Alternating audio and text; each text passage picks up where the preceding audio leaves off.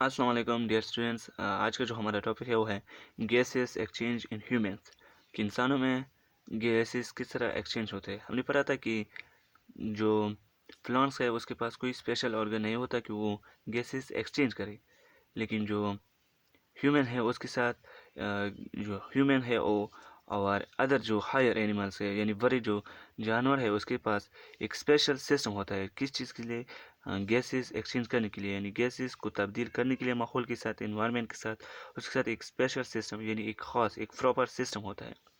वो जो सिस्टम होता है वो मुश्तमिल होता है टू टाइप्स पे। एक होता है, इसमें एक आता है एयर पैसेज वे और दूसरी जो आता है वो है लंग्स। जो एयर पैसेज हम पढ़ेंगे पहला एयर पैसेज वे। जो एयर पैसेज में है उसके हम डिफिनेशन इस तरह कर देते हैं कि जो जब एयर हवा जो है वो इंटर करते हैं बॉडी की तरफ, बॉडी में आ जाते हैं तो वो पास होती है कनेक्टिव ट्यूब के ज़रिए से। किस कनेक्टिव ट्यूब के ज़रिए पास होते हैं लंग्स तक पहुंचने के लिए, कनेक्टिव ट्यूब के ज़रिए पास होते हैं।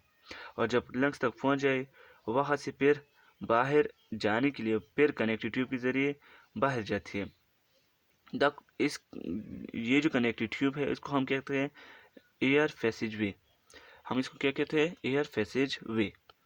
जो एयर पैसेज वे है वो मुश्तमिल होता है नॉस्ट्रल्स पे और नेजल कैविटी। फिर इसके बाद आता है फेरेनेक्स और larynx, trachea, bronchi and bronchioles. ये सब पे ये क्या हो जाता है? एयर पैसेज भी मुश्तमिल हो जाता है।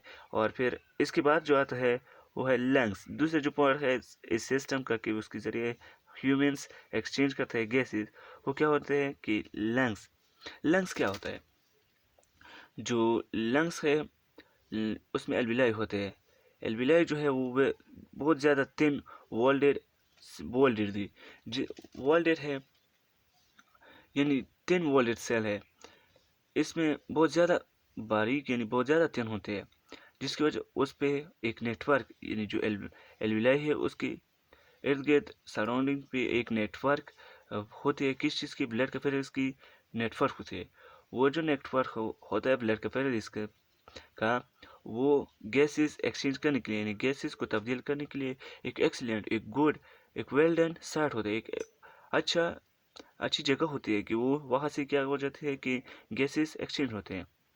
जो ब्लड कैपिलरीज है उसमें कंसंट्रेशन क्या होती है? ऑक्सीजन की कंसंट्रेशन बहुत कम होती है, बहुत कम होती है। और इनहेल एयर जो हम जिसको हम इनहेल टेक करते हैं उसमें जो ऑक्सीजन की कंसंट्रेशन ज़्यादा होती है, तो जिसकी वजह से जो ऑक्सीजन है वो डिफ्यूज़ होगा ब्लड कैपिलरीज में। ऑक्सीजन क्या होगा? ब्लड कैपिलरीज में डिफ्यूज़ होगा।